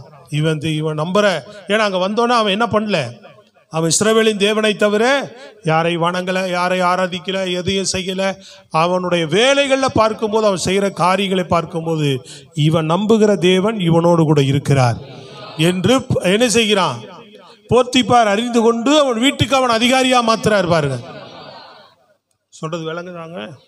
அப்ப நம்ம தேவன் நம்மோடு கூட இருக்கிறார், அதை நிரூபிப்பார், அவரே செய்வார். அதை நாம நிரூபிக்க தேவையில்லை. நம்ம வாழ்க்கையில் நான் அதை நிரூபிக்க போகிறேன் பார், நான் இதை நிரூபிக்க, உலகத்தில் சவால் விடுறான் பார்த்தீங்களா, நான் இதை சாதிச்சு காட்டுறேன் பார், நான் இதை செஞ்சு காட்டுறேன் பார், உனக்கு முன்னாடி இப்படி வாழ்ந்து காட்டுறேன் பாருன்னு நீ யாருக்கிட்டையும் சொல்ல தேவையில்லை. நீங்கள் நம்புகிற தேவனை சார்ந்திருந்தால் அந்த தேவன் அதை காட்டுவார். அவர் அல்லேலூயா. கூட அவர் இருக்கிறார் என்பதை அவர் காட்டுவார். அவர் உங்களை வழி நடத்துகிறார் என்று. Price the Lord. எரிகோவுக்கு பின்னாடி இருக்கிற ஜனங்கள் எல்லாம் கண்டு கொண்டாங்க. எரிகோ அங்கே ஜனங்கள் அத்தனை பேரும் கண்டு கொண்டாங்க, இவர்கள் தேவன் அவர்களோடு கூட இருக்கிறார், அவர்களோடு கூட வருகிறார் என்று. அந்த ஜனங்களை குறித்து இவர்களுக்கு ஒரு பயம் வந்ததுன்னு சொல்லப்படுகிறது வசனம். ஸ்தோத்திரம், அல்லேலூயா. அது மாத்திரமல்ல, அடுத்த ஒரு காரியத்தை மோசேயின் இடத்துல சொல்லுகிறார். அழைக்கிறது மாத்திரம் அல்ல, என்ன எப்படி நடத்துகிறார் என்பதுதான் நான் உங்களுக்கு சொல்ல வரேன். சொல்றது கவனிக்கிறீங்களா? சொல்றது புரியுதா உங்களுக்கு? தேவன் நம்ம அழைக்கிறார், ஒரு விஷயமா உங்களை தெரிந்து கொள்கிறார். அழைக்கப்பட்டதில் நம்பிக்கையா இருக்கிறீங்களா? தேவன் அழைச்சார், நம்பிக்கை இருக்கா? தெரிந்து கொண்டதில் நம்பிக்கையா இருக்கிறீங்களா? Price the Lord. தேவன் கூட இருக்கிறத நம்புறீங்களா? ரொம்ப ரொம்ப நம்பணும். ஸ்தோத்திரம், அல்லேலூயா. ஆமாம், ஆண்டவருக்கு பிரியம் இல்லைன்னா, ஆண்டவரே எனக்கு பிரியமில்லாத எந்த காரியம் இருந்தாலும் என்னை விட்டு எடுத்து போடும். எது இருந்தாலும் ஆண்டவர்கிட்ட பிரியமில்லாத விஷயங்கள், அவர் கூட இருப்பதற்கு எது தடையா இருக்கு, எது சரியில்லாது இருக்கிறது, அதெல்லாம் நம்ம விட்டு என்ன செய்யணும்? அகற்றுன. ஆண்டவரே நீங்க தான் எனக்கு தேவை. இந்த உலகத்தில் பெரிய பொக்கிஷம்னு சொன்னா எனக்கு நீங்க தான். பெரிய ஐஸ்வர்யம்னு சொன்னா நீங்க தான். இந்த உலகத்தில் பெரிய நன்மைன்னு சொன்னா நீங்க தான் அப்படின்னு சொன்னா, உன்னை விட சிறந்த மனிதன் உலகத்தில் யாருமே இல்லை. அல்லேலூயா. ஆமா, தைரியமா சொல்லலாம், அவரை நம்பி சொல்லலாம். எனக்கு நீங்க தான் வேணும்னு நீங்க நம்பி அவருக்காக நீ எதையும் இழக்கலாம். அவரை மட்டும் அவருக்கு நீ வேற எதற்காகவும் அவரை இழந்துராது. அவருக்காக நீ எதையும் இழக்கலாம், அதெல்லாம் உனக்கு நன்மையாக தான் முடியும். அதனால அவரை இழந்துட்டா உன் வாழ்க்கையில எல்லாமே நமக்கு வீணா போயிடும். அவரை மாத்திரம் இழக்கலைன்னா உன் வாழ்க்கையில எதுவுமே வீண் கிடையாது. எல்லாமே பலன்தான், எல்லாமே பொக்கிஷன்தான். அல்லேலூயா சொல்லுங்க சத்தமா, கரங்களை வைத்து அல்லேலூயா. மகிமையுள்ள தேவனை மாத்திரம் ஒரு நாளும் நம்ம இழந்து விடக்கூடாது. ஸ்தோத்திரம், அல்லேலூயா. அடுத்தது ஒரு காரியத்தை சொல்லுகிறார் பாருங்க, வசனத்தை கூர்ந்து கவனிங்க. 12வது வசனம், 12 வேகமா படிங்க.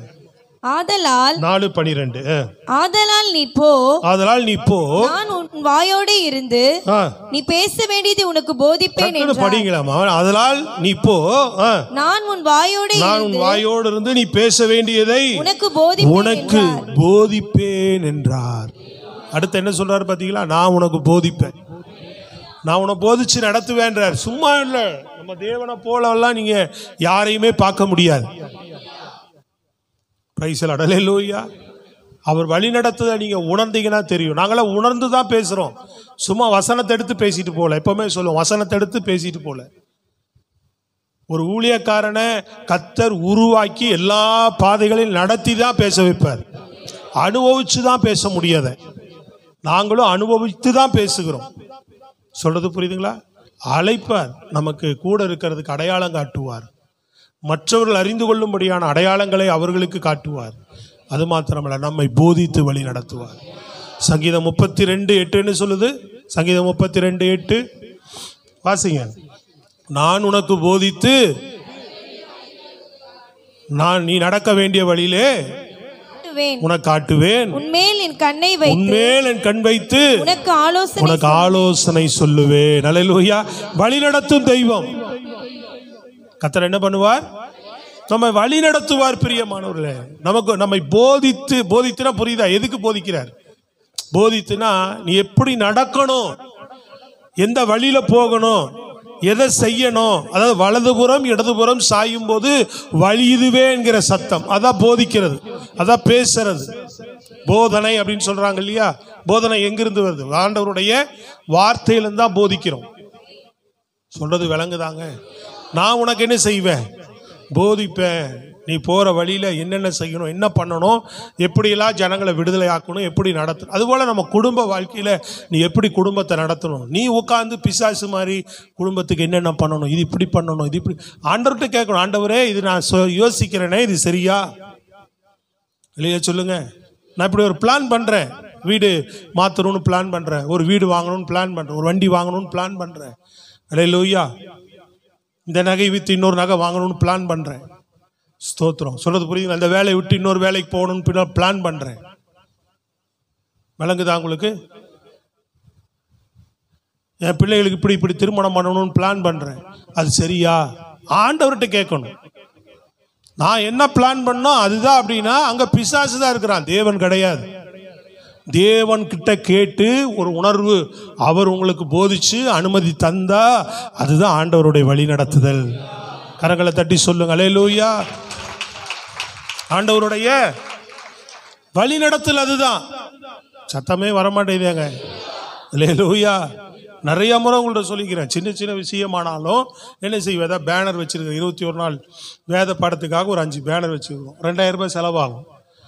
அது சில நேரம் தூக்கிட்டு போயிடுறான். இது தேவையா, இது வெளியில் வைக்கிறமே, இங்கே வர மக்களுக்கு தான், அது யூஸ் இல்லையா, என்ன செய்யலாம் அப்படின்னு யோசிக்கிற வைக்கலான்னு தோணுது. ஆனால் அதை நம்ம தேவ ஆவியானோட்ட கேட்டுகிட்டே இருக்கும். ஆண்டவர் அதை செய்யலாமா? இது ஏதோ ஒரு விதத்தில் 4 பேர் பார்க்கும்போது, ஒரு மற்ற சபையார் பார்க்கும்போது ஏதோ படிக்கணும்னு ஆர்வம் இருக்கிறவங்க வந்து கற்றுட்டு போட்டோம். இல்லை மற்றவர்கள் பார்க்கும்போது, வேற ஒரு சில சபைகள் பார்க்கும்போதும் நாமும் இப்படி ஒரு வேத பாடத்தை நடத்தலாமே அப்படின்ற எண்ணம் உண்டாகட்டும். இது நீங்கள் அனுமதிச்சா செய்யலாம். அல்லையில சொல்லுங்க. இது போக நம்ம சபையில் இப்படிப்பட்ட கூட்டங்கள் நடத்துகிறது என்பதை நடத்துகிறோம். இது ஒரு சின்ன அறிமுகமாக நம்ம இந்த பகுதியில் தொடர்ந்து தெரியப்படுத்துவது நல்லது. இப்படி யோசிக்கிறோம், ஆனால் தேவன் அனுமதிக்கிறாரா அப்படின்னு கேட்டுகிட்டே இருக்கும். அந்த அனுமதித்தலோடு அந்த நடத்தலோடு இருக்கும்போது தான் அந்த சின்ன விஷயத்தை கூட செய்கிறோம். கையில் வைத்து சத்தமாக சொல்லுங்க, நல்ல கரங்களை வைத்து அல்லேலூயா. அது கூட உதாரணத்துக்கு சொல்கிறேன், எல்லா விஷயம் எது செய்தாலும் சரிதான், எந்த காரியங்கள் பண்ணாலும் சரிதான். சின்ன பொருள் சபைக்குள்ளே மாற்றுறதுனாலும், நானே ஏதாவது ஒரு பொருளை வாங்குறதுனாலும், ஒரு ட்ரெஸ் எடுக்க போகிறதுனாலும் கூட எதுனாலும் கொஞ்சம் உள்ளே கேட்டுக்கிட்டே தான் இருப்போம். விளங்குதாங்க? இதுக்கே கேட்கணும்னா நம்ம ஆளுங்க பெரிய பெரிய காரியங்கள்லாம் இவங்களே திட்டம் போட்டு, இவங்களே பிளான் பண்ணி, இவங்களே எல்லாம் முடிவு பண்ணிட்டு எல்லாம் பிசாசுக்கு இடம் கொடுத்துட்டு ஆண்டவர் என்ன ஆசீர்வதிக்கிறதே இல்லை. ஒரே பிரச்சனை தான். சொல்லுங்களே இல்லையா? சொல்லுங்க பார்ப்போம். பிரச்சனை எப்பவுமே என்ன செய்யாது, நீ தான் பிசாசுக்கு இடம் கொடுத்தே நம்ம செயல்படுறோமே. தேவன் இருக்கிறேன்னு சொல்றார், இருக்கிறவர்கிட்ட நீ ஆலோசனை கேட்கறியா? உன் விருப்பம் தானே பெருசா இருக்கு, தேவனுடைய விருப்பம் என்னன்னு கேட்குறீங்களா? ஹலோ, நீங்க என்னதான் சொல்லுங்க, சில பேர்கிட்ட தேவனுடைய விருப்பம் கேட்டு செய்யுங்க, அது மட்டும் நடக்கவே நடக்காது. நான் எவ்வளோ பேரை பார்த்துருக்கிறேன், அதில் 1-2 பேர் தான் முத்து மாதிரி மாறுவாங்க. அந்த முத்துக்கள் ஆண்டவர் ஒரு நாள் விடவே மாட்டார். ரேலியா சொல்லுங்களே லோயா. தேவனுக்காக, ஆமாம் தேவனுக்கு இது விருப்பம் இல்லையா அப்படின்னு சொல்லி விட்டுட்டு தேவனுடைய விருப்பத்துக்கு தன் வாழ்க்கையை எந்த ஒரு மனுஷன் மாற்றானோ அவனை தாங்க ஆண்டவர் இன்னைக்கு தேடுறாரு. கரங்களை வைத்து நல்ல சத்தமா சொல்லுங்க, நல்ல முழு பலத்தோடு சொல்லுங்க பாப்போம். ஆமா, போதிக்கிறார் ஆண்டவர். உன்மேல் என் கண் வைத்து அவர் எப்படி போதிக்கிறாரா? ஏசாயா 48:17 வாசிங்க பாப்போம் வேகமா. 48:17. ஏசாயா 48:17. இஸ்ரவேலின் பரிசுத்தராய் இருக்கிற உன் மீட்பரான கர்த்தர் சொல்லுகிறதாவது, ஆண்டவர் சொல்றார், உன் பரிசுத்தராய் இருக்கிற மீட்பராய் இருக்கிற கர்த்தர் சொல்லுகிறதாவது, பிரயோஜனமாய் இருக்கிறதை உனக்கு போதித்து. எப்படிப்பட்டத? பிரயோஜனமாய், சத்தமா சொல்லுங்க, எப்படிப்பட்டத? பிரயோஜனமானதை உனக்கு போதித்து நீ நடக்க வேண்டிய வழியிலே உன்னை நடத்துகிற உன் தேவனாகிய கர்த்தர் நானே. ஆமென், அல்லேலூயா. எப்பா நீ புரிஞ்சுக்கடான்றார். கையை தட்டி சொல்லுங்களேன், விளங்குதா? பிசாசு என்ன போதிப்பான்? தவறானது தான் போதிப்பான், தப்பானது தான் போதிப்பான். நீ ஒன்று சொல்லணும், ஆண்டவர் எனக்கு எப்போ போதித்தாலும் எதை தான் போதிப்பார்? நன்மையானதை மாத்திரம் தான் எனக்கு போதிப்பார், பிரயோஜனமானதை போதித்து. அப்போ அழைக்கிறது மாத்திரம் இல்லை, அவனை அழைக்கிறாரு, ஒரு அடையாளம் காட்டுறார் அவனுக்கு, மற்றவர்கள் அறிந்து கொள்ளும்படி அடையாளத்தை கொடுக்கிறார். அல்லேலூயா. அடுத்தது சொல்றார், நான் அவனை போதிச்சு நடத்துவேன். அல்லேலூயா. சும்மா இல்லை, இவ்வளவு காரியங்களை சொல்லுகிறார். போதிச்சு நடத்துவேன், நமக்கு ஆலோசனை சொல்லி நடத்துவார் அவர். Price the lord. அல்லேலூயா. அப்போ அவர் போதிச்சு நடத்தல நம்ம இருக்கிறோமா? இருக்கிறீங்களா? நடத்துவேன். இந்த மாதமாவது மனம் திரும்புவோம். திரும்பாதவர்களை சொல்றேன், ஒரு அலையிலே சொல்லுங்க பார்ப்போம். அல்லேலூயா. நல்ல சத்தமா சொல்லுங்க பார்ப்போம். ஆமா, பிசாசை துரத்திடுங்க, அதான் நல்லது. அவனுக்கு நம்ம ஒரு நாள் இடம் கொடுக்கவே கூடாது. Praise the lord. அல்லேலூயா. நம்ம ஆண்டவருடைய பிள்ளைகள் அவர்கிட்ட வந்தாச்சு, அவர்கிட்ட வந்ததுக்கு அப்புறம் அவருக்கு தான் முழுசா இடம் கொடுக்கணும். Praise God. அல்லேலூயா. இந்த ஆண்டு அற்புதத்தின் ஆண்டா மாறு. உங்களுக்கு நிச்சயமா உங்களை ஆசீர்வதித்து உங்களை பெருக பண்ணுவார் அவர். கூட இருந்து கிரியை செய்வார் அவர். ஸ்தோத்திரம். அல்லேலூயா. கரங்களை உயர்த்தி நல்ல சத்தமா வாக்குத்தத்தங்களை நிறைவேறும், வார்த்தைகள் நிறைவேறும், தேவ திட்டம் நிறைவேறும், தேவ தரிசனம் நிறைவேறும். கர்த்தருக்கு இடம் கொடுக்கும் போது அல்லேலூயா. நீங்க கொஞ்சம் கர்த்தர்கிட்ட நெருங்கி பாருங்க, நல்லா அப்பதான் தெரியும். ஐயோ எவ்வளவு மதியமா இருந்திருக்கிறோம். நம்ம கிட்ட போய் பாருங்க. உனக்கு எல்லாம் பைபிள் எல்லாம் தெரியணும் அவசியமே கிடையாதுங்க. நீ நல்லா ஆண்டவரோடு இணைஞ்சு நடந்தீங்கன்னா ஆண்டவரே பைபிள் வசனங்கள்லாம் எப்படி இருக்கோ அப்படியே உன் ஆவியானவர் நடத்துவார். அவர் முழு அன்போடு, அவர் முழு நிறைவோடு அப்பாவிட்ட உன் வாழ்க்கை ஒப்பு கொடுத்து நடந்து பாருங்க. உன் வாழ்க்கை நடைமுறைகள்லாம் எதை சம்மந்தப்படுத்தியா இருக்குன்னா, ஏன்னா நீ அப்படி அர்ப்பணிச்சு எதுவுமே தெரியலனால ஆண்டவரோட ஒப்பு கொடுத்து நடக்கிறதுனால ஆண்டவர் உன்னை எப்படி தான் நடத்தியிருப்பார்? தன்னுடைய வசனத்தின்படி தான் கர்த்தர் உன்னை நடத்தியிருப்பார், வார்த்தையின்படி தான் நடத்தியிருப்பார் ஆண்டவர். கைகளை தட்டி நல்லா சொல்லலாம் உற்சாகம். Praise the lord. அல்லேலூயா. கர்த்தர் நல்லவர். ஆமென். நல்லா உற்சாகமா சொல்லுங்களேன். போதித்து நடத்துகிறவர். இதை எப்படி போதிக்கிறவர்? சொல்லுங்க. பிரயோஜனமான வாழ்க்கைக்கு பிரயோஜனமானது நம்மை போதித்து நடத்துகிற நல்ல கர்த்தர். மூன்றாவது அவன்கிட்ட சொல்றாரு பாருங்க. மூன்றாவது காரியம் 13-15. நீ அவனோட பேசி அவன் வாயில் வார்த்தைகளை போடு, நான் உன் வாயிலும் அவன் வாயிலும் இருந்து நீங்கள் செய்ய வேண்டியதை உங்களுக்கு உணர்த்துவேன். நீங்கள் செய்ய வேண்டியதை நான் என்ன செய்வேன்? உங்களுக்கு உணர்த்துவேன் அப்படின்றார். ஸ்தோத்திரம். அல்லேலூயா. செய்ய வேண்டியது என்ன செய்வேன்? உணர்த்துவேன் அப்படின்றார். முதல்ல என்ன சொல்றாரு? இப்படி திரும்ப வாங்க, என்ன சொல்றாரு? உனக்கு நமக்கு ஒரு அடையாளம் காட்டுகிறார். அப்புறம் மற்றவர்கள் நம் வாழ்க்கையில தேவன் கூட இருக்கிறார் என்பதற்கு சில காரியங்களை அடையாளமாக காட்டுகிறார். அல்லேலூயா. இரண்டாவது நம்மளை போதித்து வழி நடத்துகிறார். அல்லேலூயா சொல்லுங்க. அடுத்தது என்ன செய்கிறார்? உணர்த்துகிறார். அல்லேலூயா. சமயத்துக்கு ஏற்றபடி ஆண்டவர் என்ன செய்கிறாரு? என்ன சொல்றாரு? நீங்கள் செய்ய வேண்டியது அப்பப்ப என்ன செய்வேன்? உங்களை உணர்த்தி நடத்துவேன் அப்படின்றார். நமக்குள்ள ஒரு உணர்வுள்ள இருதயத்தை தருவார், உணர்வுள்ள ஆவியை தருவார். ரொம்ப ரொம்ப தேவை இது. கையை தட்டி சொல்லுங்க பாப்பா, விளங்குதா உங்களுக்கு? என்ன இருதயம் தேவை? உணர்வு. ஆண்டவர் கேட்கிறார்ல சீசர்களை பார்த்து, நீங்க இன்னும் உணராம இருக்கிறீங்களான்னு கேட்டார்ல. இவ்வளவு அற்புதம். ஆண்டவர் ஒரு வசனத்தை சொல்றாரு, அவன் புரியாம ஆண்டவர் அப்பத்தை குறித்து பேசுறார் அப்படின்னு அவன் நினைக்கிறான். அப்ப ஆண்டவர் சொல்றாரு, நான் அப்பத்தை குறித்து பேசல, பரிசேயர் சரிசேயர் என்கிற புளித்தமாவை குறித்து பேசினேன். நீங்க 2 மீன் 5 அப்பத்தை 5000 பேர் புசித்ததையும் 7 மீன் கொண்டு நீங்க எத்தனாயிரம் பேர்? 4000 பேர் நீங்க புசித்ததையும் நீங்க இன்னும் உணராது இருக்கிறீர்களா அப்படின்னு கேட்டார். சொல்றது எத்தனை பேர் புரியுது? அப்ப உணர்வுள்ள இருதயம் தான் என்ன செய்யும்? உணராத இருதயம் வார்த்தையை விட்டுருவாங்க. உணர்கிற இருதயம் தான் வார்த்தைக்கு பலனே கொடுக்குன்னு சொல்லப்பட்டிருக்கு. எப்படி? உணர்கிற இருதயம் தான் வார்த்தைக்கு என்ன செய்யப்படும்? பலனே கொடுக்கும். அந்த உணர்வுள்ள ஆவியை தருகிறது யாரு? நம்ம கவனிக்கிறீங்களா? வார்த்தை தான் சொல்லுது. தேவன் இருதயத்துல வசனத்தை கவனிக்கிறியா? ஓ இப்படி இருக்கா? உணர்வுள்ள இருதயம் நமக்கு இருக்கா? நம்ம உணர்வே இல்லாம வாழ்றது அந்த இருதயம் இருள் அடைஞ்சிருங்க. தேவனை பற்றி ஒரு உணர்வற்ற வாழ்க்கை வாழ்றோம்னு சொன்னா அது இருளடைஞ்ச இருதயம். நல்ல தயவு செய்து சத்தியத்தை நல்லா உள்வாங்கி கொள்ளுங்க. தேவனுடைய காரியங்களை குறித்து, ஒவ்வொரு விஷயங்களை குறித்து நமக்குள்ள என்ன வேணும்? உணர்வு வேணும். தவறு செய்யறனா ஒரு உணர்வு வேணும். ஆண்டவர் உணர்த்துறார், ஆவியானவர் உன்னை உணர்த்துறாருன்னா நீ பாக்கியவான். தப்பு செய்யறத உணர்த்தியும் நீ என்ன பண்ற? நம்ம அந்த உணர்வுக்கு இடம் கொடுக்காம மீறி நம்ம தப்பு செய்துட்டே இருக்கிறோம் பாத்தீங்களா? அப்ப ஆண்டவர் உணர்த்துறதை நிறுத்திடுவார். ஒரு விஷயங்களும் உன் குடும்ப வாழ்க்கையில, உன்னுடைய தனிப்பட்ட வாழ்க்கையில, உன் குடும்பத்தை நடத்துவதற்கு உன்னுடைய ஒவ்வொரு விஷயங்களை நீ ஜெபத்துல உட்கார்ந்து ஜெபிக்கும் போது கர்த்தர் உனக்குள்ள ஒரு உணர்வுள்ள இருதயத்தை தருவார். இது இப்படி செய், இது இப்படி பண்ணு, இது இப்படி நடத்து. அலையிலே சொல்லுங்க பார்ப்போம்.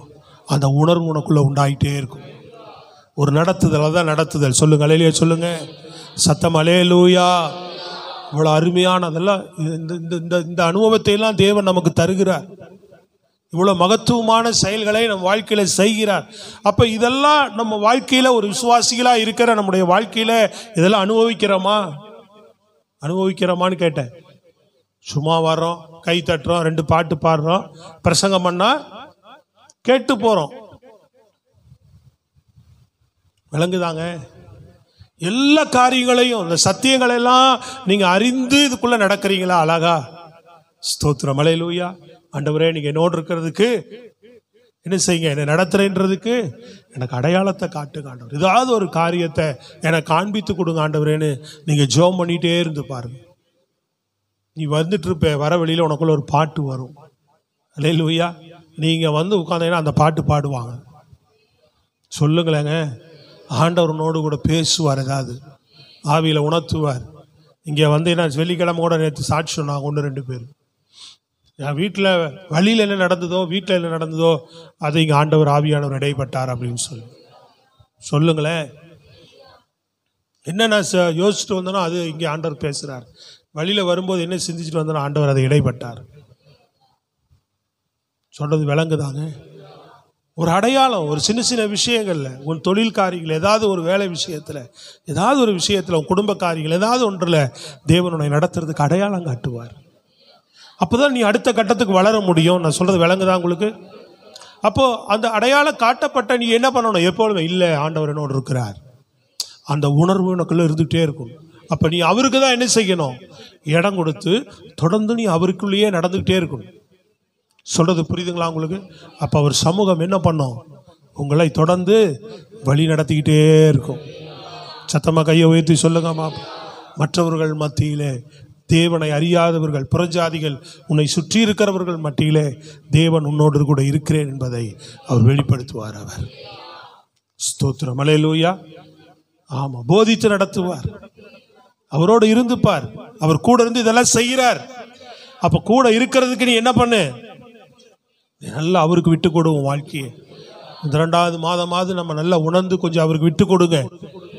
உன் இருதயத்தை என்ன பண்ணு? விட்டு கொடு.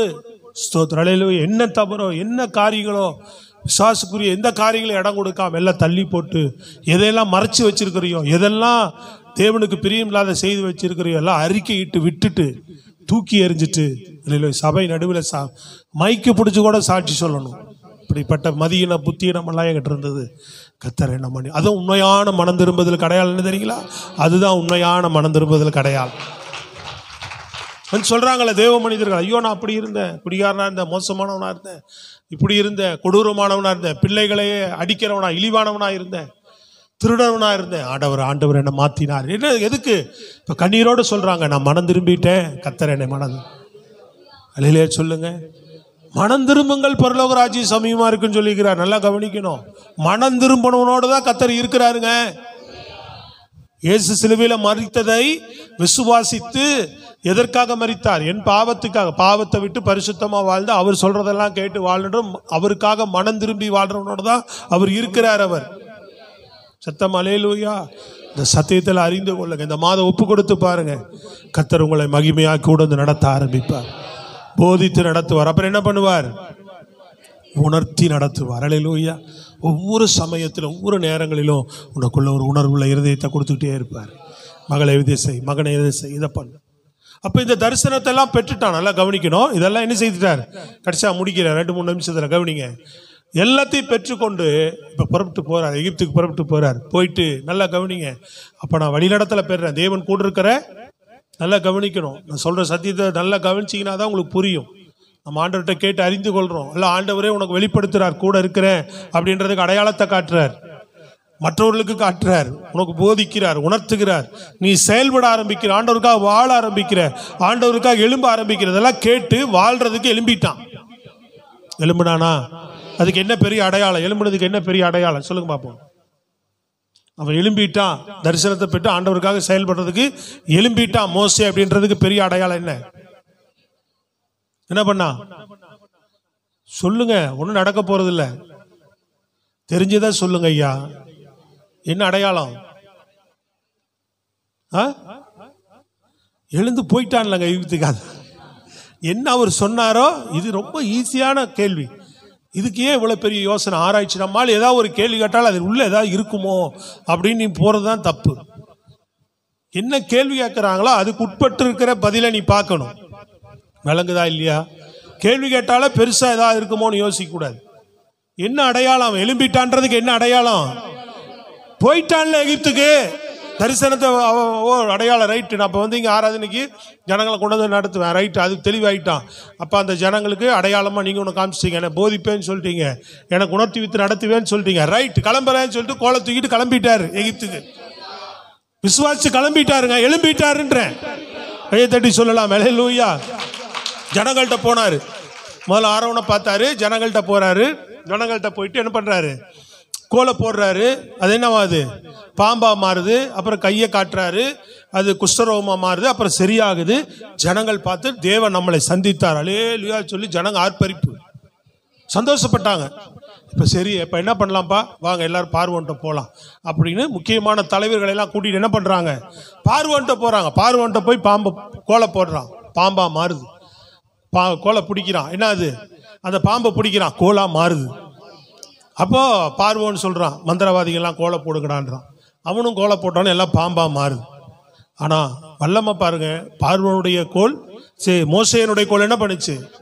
எல்லா பாம்புகளையும் விழுங்கி போட்டுருச்சு. ஆனா கூட இதெல்லாம் பார்த்தா கூட யார் நம்பல? நான் கர்த்தரை ஆராதிக்கிறதுக்கு அவர் யாருன்னு கேட்டான். தேவனை நம்பல, இந்த மோசையும் நம்பல.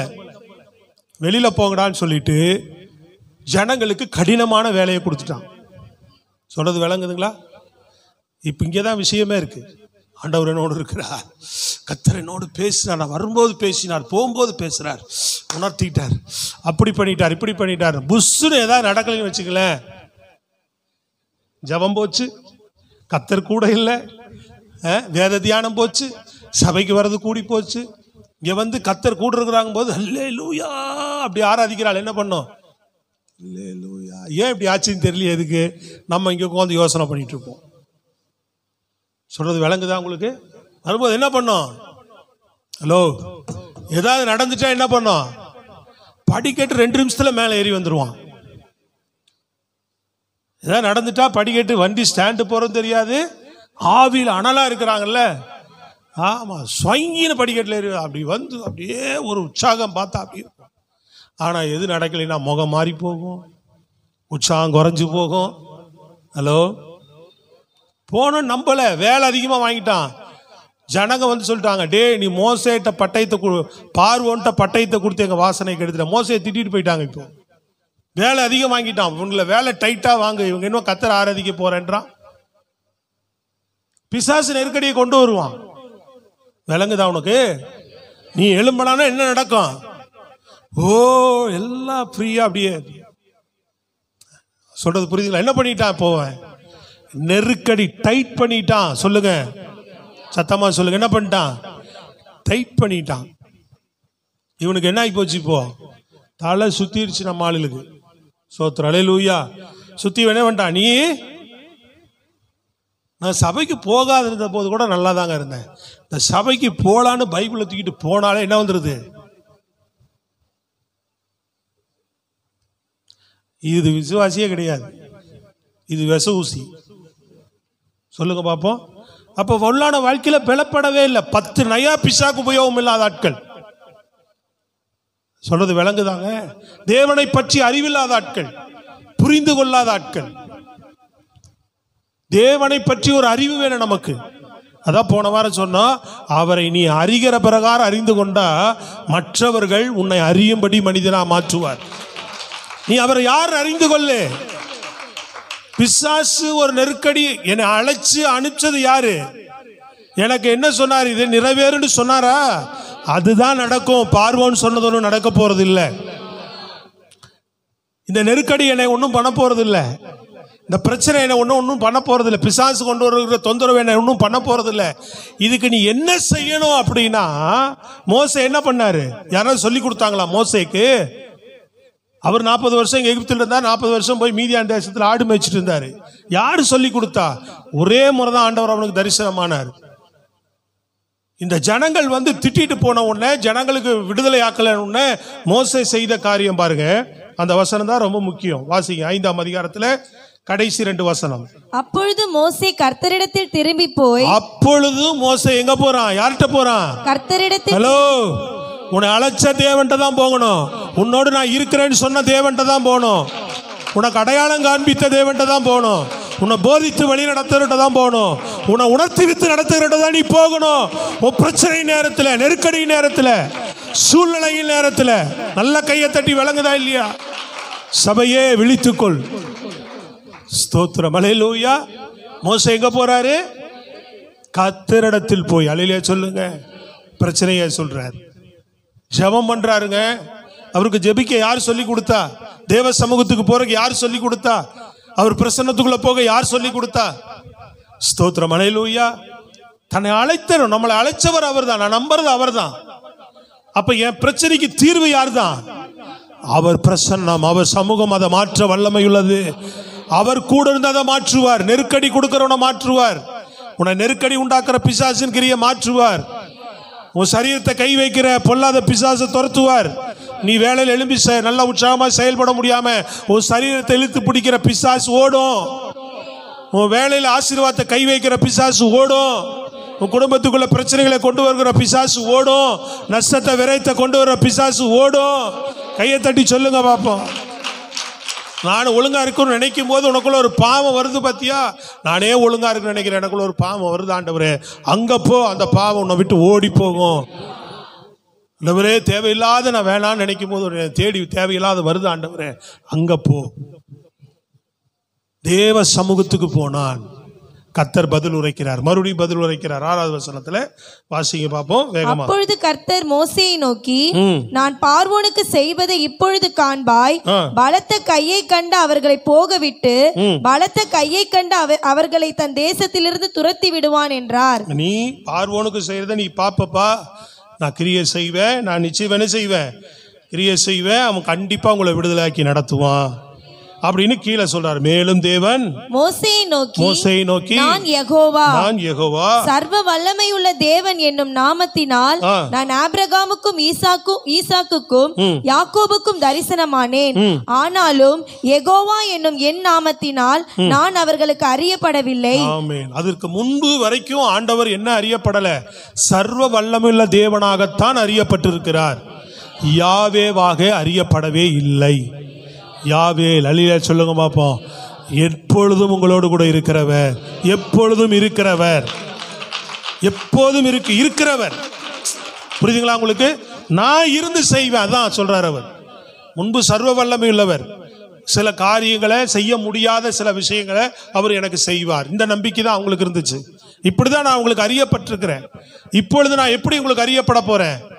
நான் யெகோவாவாக. அலையா சொல்லுங்க பாப்போம். அப்படின்னா என்ன? யாவே சொல்லுங்க. யாவே, யெகோவா அப்படின்ற அந்த வார்த்தைக்கு அர்த்தம் யாவே அப்படின்னா என்னது? அதான் முதல்ல சொன்னேன். இருக்கிறேன் அப்படின்னு சொன்னார்ல, அங்கே என்னதான் இருக்கு?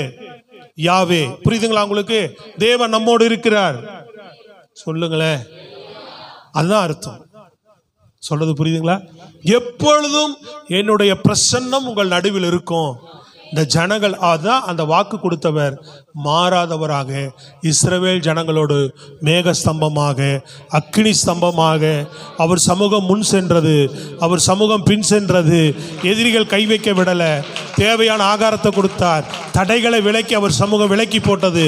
அவர் பிரசன்னம் எதிரிகளை நிர்மூலமாக்கியது, தடைகளை உடைத்தது, வழி நடத்தியது. கைகளை தட்டி சொல்லுங்க அல்லேலூயா. அவர் பிரசன்னம் தான் முழுக்க முழுக்க வழி நடத்துச்சு.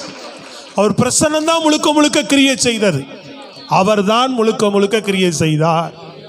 சொல்றது எத்தனை பேருக்கு நல்லா விளங்குச்சு? அவர் தான் ஃபுல்னஸ் கிரியை செய்தார். ஆண்டவர் தான் முழுசா இயங்குகிறார், செயல்படுகிறார்.